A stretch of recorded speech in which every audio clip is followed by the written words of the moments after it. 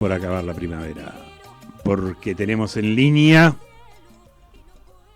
a nuestro columnista, profesor y amigo Raúl Sánchez, que vamos a hablar de economía. ¿Cómo le va? ¿Qué tal? Lo escucho mal yo. Se escucha muy mal, ¿eh? Hola. Hola. Ahí va. A ver ahí. Hola, hola, hola. Hola. Volvemos a la cumbia 1532. Esa. Lo vamos a pasar a nafta porque me parece que estaba gas.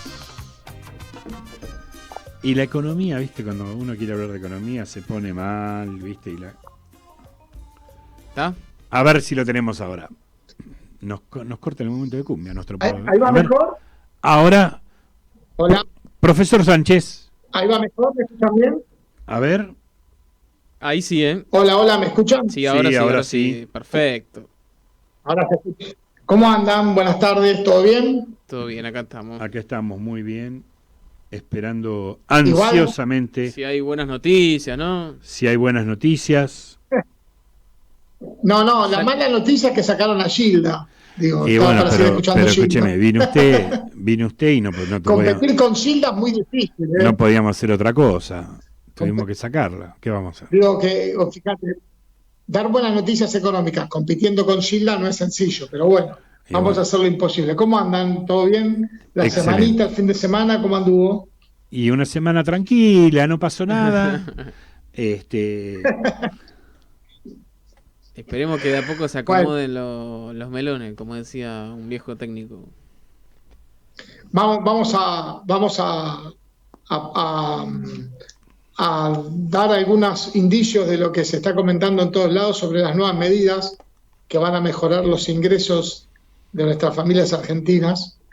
Quiero aclarar que las medidas estaban previstas de antes, simplemente que llevaban un tiempo para implementarlas, no se quiso implementarlas previo a las PASO y se van a implementar ahora. Yo creo que van a ser más de las que se anuncian, van a ser anunciadas más escalonadamente. Sí hay algunas que ya son un hecho, creo que entre hoy y mañana se anuncia el aumento del piso del mínimo no imponible de ganancias, que se va a actualizar a partir de lo que fueron los aumentos salariales que se dieron por la renegociación de las paritarias.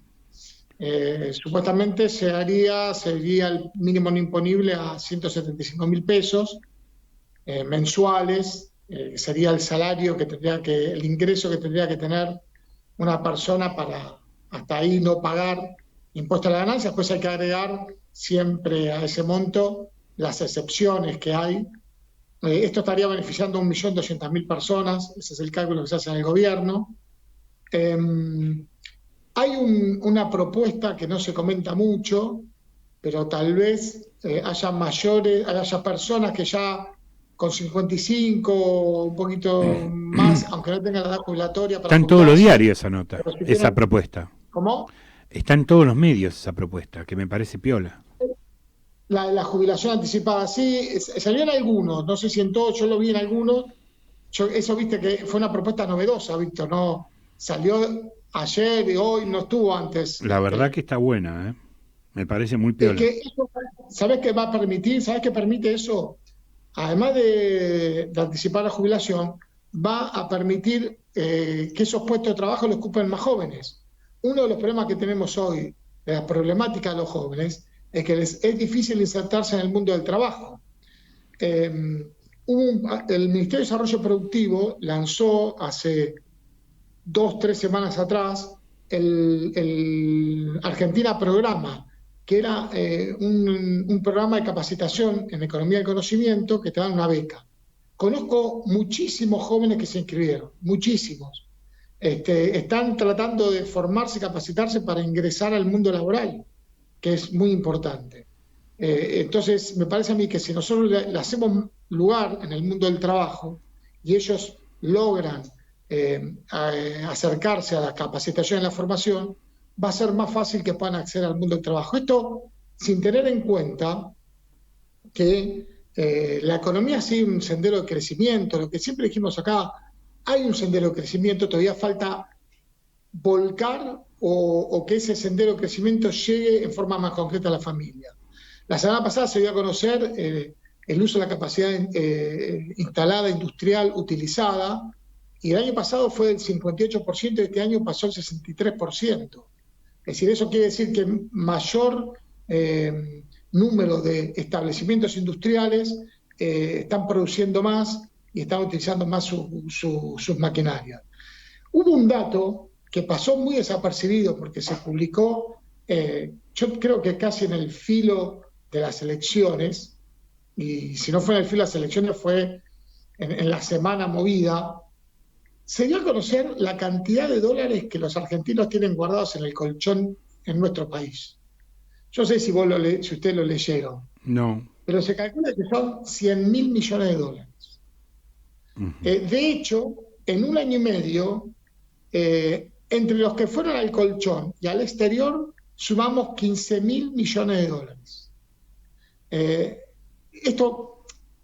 ¿Qué quiere decir esto? Para tenerlo en cuenta, dos cuestiones.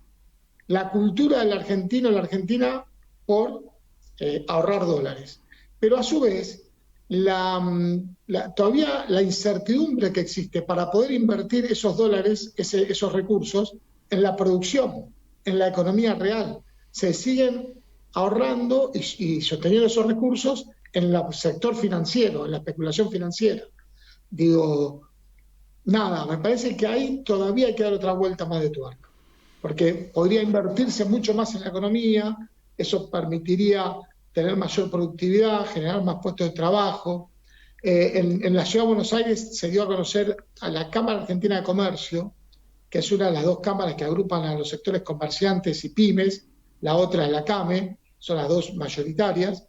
La Cámara Argentina de Comercio es un relevamiento en las arterias comerciales más importantes de la Ciudad de Buenos Aires, la avenida Cabildo, la avenida Rivadavia, Florida, Lavalle, la avenida Avellaneda, son 7 avenidas en total.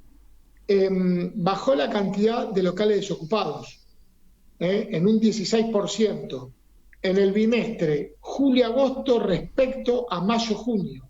Ese 16% quiere decir que son locales que se volvieron a abrir, ese 16%, 15,8% para ser más exacto. Son locales que volvieron a abrir sus puertas, que volvieron a funcionar. Obviamente estamos lejos de alcanzar el nivel prepandemia, porque todavía estamos un 56% por encima del 2019, mayor cantidad de locales cerrados. Pero bimestre a bimestre va bajando la cantidad de locales desocupados.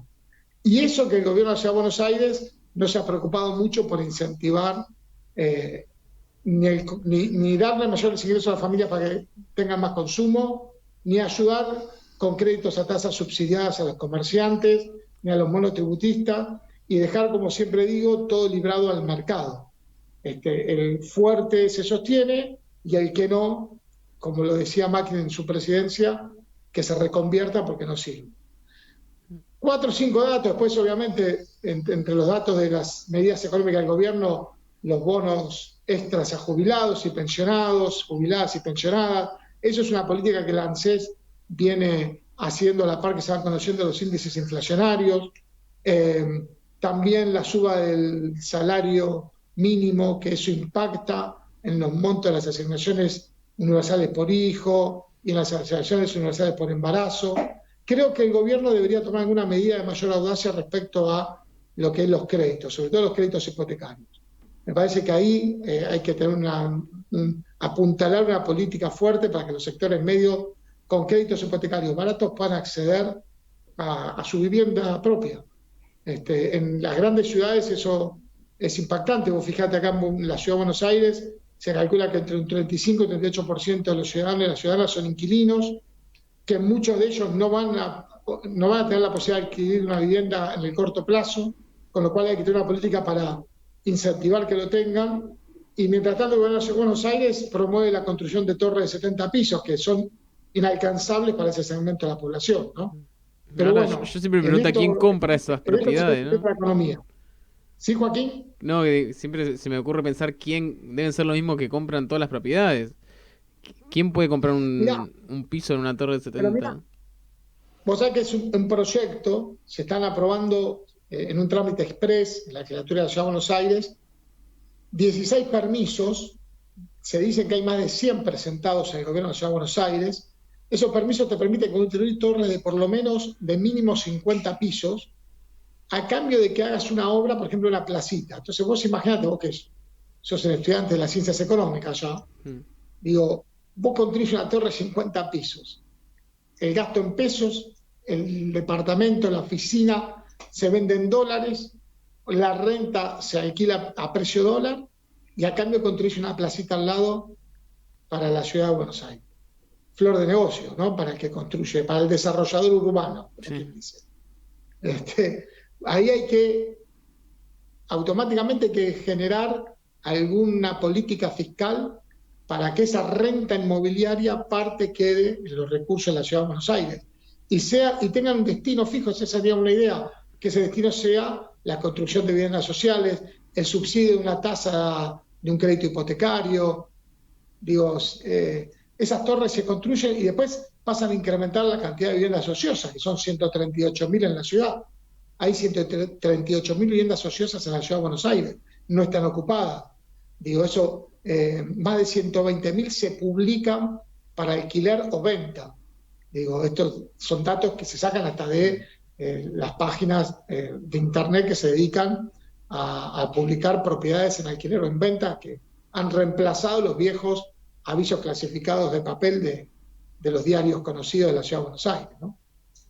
Ahora, Raúl, yo te quería hacer una pregunta, porque viste que en el programa pasado yo no estuve y estuvieron ahí medio analizando, digamos... Estuvimos analizando por qué no estuviste, porque eso lo estuvimos analizando. No, estuve haciendo un trabajito acá para el conductor del programa. Ahora me echa la culpa a mí. Mirá. Es tremendo, Víctor. Es terrible. Ahora me echa la culpa yo. Como alguien dijo, la única verdad es la realidad. No, hablando en serio, yo te quería preguntar, viendo un poco el análisis que se hizo esta semana de la economía y de todas las medidas que, como decías vos, se van a lanzar, me parece que, como nosotros lo vimos con Víctor en todo el 2020 y parte del 2021, la gente que vos siempre marcás que vive en la informalidad, ¿no? Que no tiene un trabajo en blanco, que no tiene capaz un trabajo estable, ¿no? ¿Cómo le afecta a ellos el constante aumento de los alimentos y la canasta básica? ¿Va a haber alguna política apuntada ahí, básicamente en el precio de los alimentos, que los pueda contener y que pueda recomponer el salario, como vos bien lo dijiste al comienzo del programa? Mirá, algunos alimentos son alimentos muy populares en la Argentina. Hay 2 o 3 que son claves hasta en la cadena de valor de otros alimentos. La carne es uno, el maíz, el trigo. De ahí se producen otros alimentos también, o influyen en el costo de cómo se producen otros alimentos. El gobierno ha tomado 3, 4 caminos para tratar de acordar o limitar los aumentos de precios. Llevamos 6 meses consecutivos de inflación. Iniciamos con una inflación alta hace 6 meses, 4,8%, y el último índice de inflación dio 2,5%. En el nivel general, una parte de esa tasa de inflación, en la inflación de los alimentos, siempre fue un poquito superior a ese nivel general. Yo creo que el gobierno va a tener que, y creo que en eso la incorporación de Julián Domínguez al Ministerio de Industria es un elemento no menor, es importante. Yo creo que del campo nacional y popular hay 2 personas que conocen muy bien cómo funciona el sistema agropecuario y ganadero argentino. Uno creo que es Julián Domínguez y el otro es Felipe Solá. Para mí son los 2 que más conocen en esa temática. Él ya se va a empezar a trabajar sobre el tema de la regulación del precio y del cepo de la carne, que es uno de los alimentos principales de la Argentina. Y a partir de ahí vas a ver que si se acomoda ese precio, se van a acomodar otros. Y lo mismo va a pasar con la harina, lo mismo va a pasar con el trigo, con el aceite, con varios alimentos que hay que tomarlo individualmente en la cadena de valor y trabajar sobre ellos y otro conjunto de alimentos que nos permitan tener más control sobre la inflación. Porque nosotros tenemos que bajar los índices inflacionarios. Es verdad que hubo una suba de precios en el mundo de los alimentos. Esto lo dice la CEPAL para América Latina, la Organización Mundial de Comercio para países en desarrollo, pero también es verdad que sube la inflación en Estados Unidos y el aumento lleva la inflación anual al 5,4%. Sí. Y a nosotros 5,4% son 2 meses de inflación. Sí. Entonces, las distancias son muy grandes. Entonces, el gobierno tiene que trabajar para establecer un marco de acuerdos, para regular mayor oferta, para que la ley de góndolas se cumpla, para establecer límites más precisos en los aumentos y también para establecer un mecanismo de denuncia y un poco de control social sobre el precio de los alimentos. También creo que ahí hay que robustecer las herramientas del Estado, la ley de defensa del consumidor, todo lo que tiene que ver con mecanismos de denuncias, etcétera, y un trabajo conjunto ineludible con las provincias. Este es un trabajo nacional. Yo te decía que el índice de inflación del mes de agosto dio 2,5%. Sí. No es lo mismo el índice general que en las distintas regiones. En la ciudad dio más abajo, en otras regiones del interior dio más arriba. Entonces, indefectiblemente que es un trabajo con todas las provincias y articular. Entonces, es un trabajo que no requiere descanso, es diario, cotidiano. Y es un trabajo en el cual está en disputa, obviamente, la puja distributiva, porque vos fijate, no aumentan las tarifas, no hay grandes procesos de evaluación, la variación del tipo de cambio está controlada por el Banco Central y la política monetaria, no hay aumento de combustibles, hay precios cuidados sobre más de 700 bienes, hay precios cuidados de la construcción, hay ley de etiquetado, Raúl. hay ley de góndolas, ¿se entiende? Digo, no puede durar eternamente una suba de los precios en la economía argentina. Raúl, querido. Me entendí, pero quería desarrollarlo completo. Raúl, no hay aumentos, no hay de tarifa, no hay más y no hay más tiempo. Tampoco. Bueno, pero les propongo un día, si quieren, la semana que viene, hablar solo de inflación. Es un tema que me interesa mucho. Yo estoy haciendo mi tesis de doctorado de economía sobre inflación. Y también les quiero decir que es un problema de larga data en la Argentina. Creo que lo he dicho en este programa. Sí.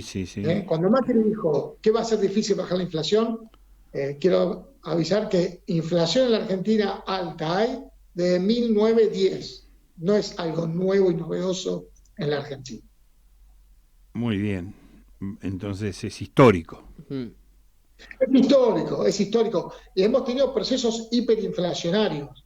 El segundo plan quinquenal de Perón, te robo un minuto más, Víctor. El segundo plan quinquenal de Perón es un plan quinquenal cuyo uno de esos ejes era la política antiinflacionaria. Nos tenemos que ir, porque si te dejo me vas a enganchar con la inflación. Dale. La semana que viene la semana que viene hablamos. Muy bien. No, me quedé ahí. Un abrazo. Gracias. Buen fin de semana, buena semana. Buena semana. Igualmente. 15:50